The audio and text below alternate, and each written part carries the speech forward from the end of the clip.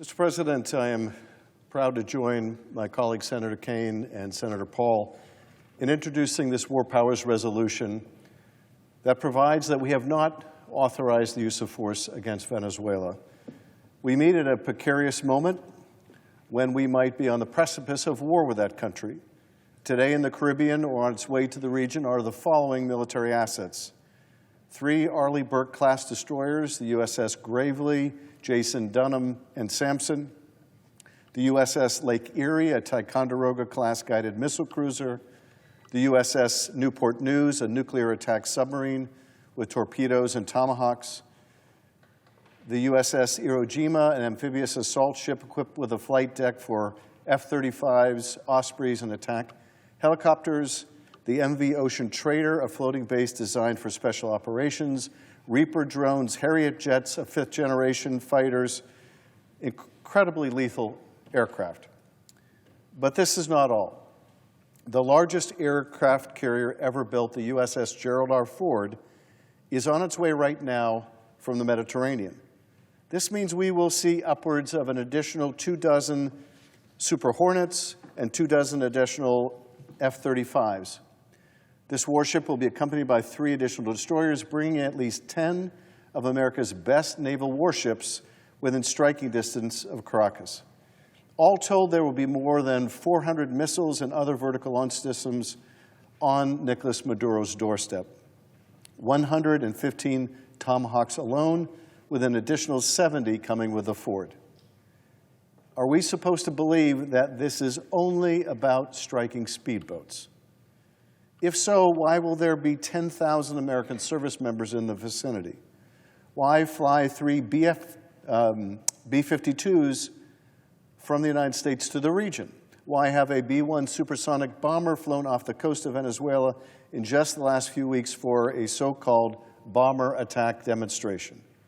That's not my definition of the mission. That's what the Pentagon called it. Bomber attack demonstrations for what? To blow up fishing vessels? We all need to see that this has quickly become so much bigger and so much more dangerous. And maybe that was the point, to focus the narrative on drug trafficking so we don't recoil from what may be right around the corner with Venezuela, and that is the use of force to achieve the goal of regime change. Now, I understand the President this weekend said that he was not inclined along those lines. But I urge my colleagues to look at the administration's actions and not merely its words, because if it walks like a military buildup and talks like a military buildup, it might just very well be a military buildup. 2 weeks ago, the President said, "We are certainly looking at land now because we've got the sea very well under control." And now the buildup I just described. People may be putting a lot of stock into the President's most recent words, saying he would not strike Venezuela, when he was on 60 Minutes on Sunday. But when asked if the leader of Venezuela's days were numbered, he also answered, "Yes, I think so." That's what our Commander-in-Chief said with the largest warship the U.S. has sailing close to Venezuela. If any other world leader moved this kind of firepower to another country's doorstep, we know what we would believe was taking place. And the bottom line is this: Americans do not want another war. They don't want American service members put in harm's way, either flying missions or with boots on the ground for a war not authorized by Congress. Mothers and fathers of American sailors, Marine soldiers, pilots do not want to lay awake at night wondering if their kids will be the ones who have to be deployed to yet another armed conflict, this time in South America. Last month, we came to this body with a resolution to end the unlawful strikes the administration had been taking against boats in international waters, and we came up a few votes short. But while we remain concerned about those ongoing strikes, this debate is about a different resolution. This resolution is tailor-written to stop one thing: a war with the nation of Venezuela. The administration has not asked Congress to authorize such a war, but the administration appears to be laying the groundwork for one anyway. If they believe a war is necessary, let them come to Congress to make the case for one. Maduro is a murderous dictator. He is an illegitimate leader, having overturned the last election by the use of military force. He is a bad actor.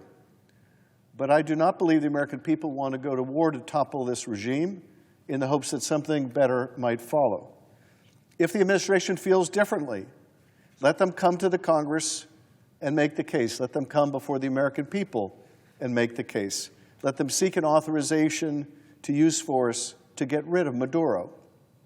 But let us not abdicate our responsibility. Let us vote to say no to war without our approval. We don't have to wait, nor should we wait, for that war to begin before we vote. The War Powers Resolution very clearly and intentionally gives Congress the ability to prevent a president from going to war in the first place. The legislative history of the War Powers Act makes that abundantly clear. My colleagues might object, well, these aren't yet hostilities, and yet people are already dying. They might object, well, this is not yet imminent. And yet, with the kind of military force being brought to the region, with the danger to our sailors, our Marines, our soldiers, as Senator Kaine outlined, because if Venezuela believes that we are on the precipice of war, they have the capability might take action against our ships. It clearly meets the definition of imminent. Our predecessors in Congress designed this law precisely to respond to the very type of military buildup that we see here and act in advance of the U.S. being dragged into another war without Congress's authorization. We in this body serve our constituents who have told us for years, now for decades, no more war, no more use of military force for regime change.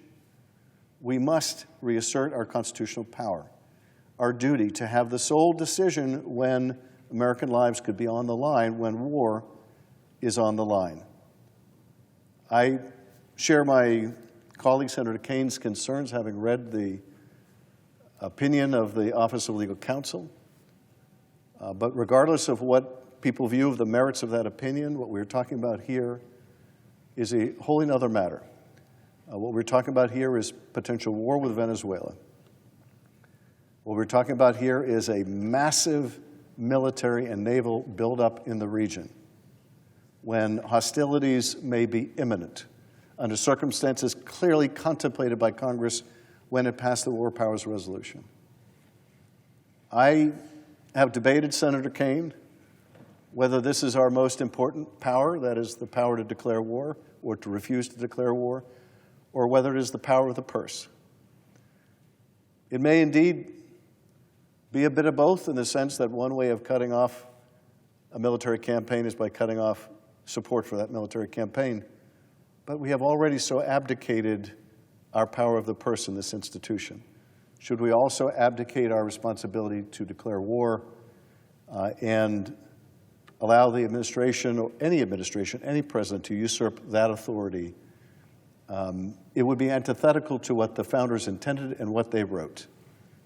As the founders wrote, the power was given to the legislative branch to declare war because the power to make war was something that an executive might grow too fond of. So the power was given to Congress, to this legislative body. Let's use that power. Let's reassert authority.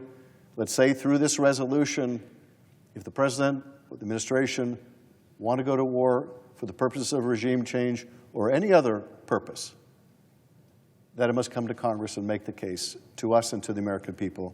And I urge and I vote on the resolution and yield back.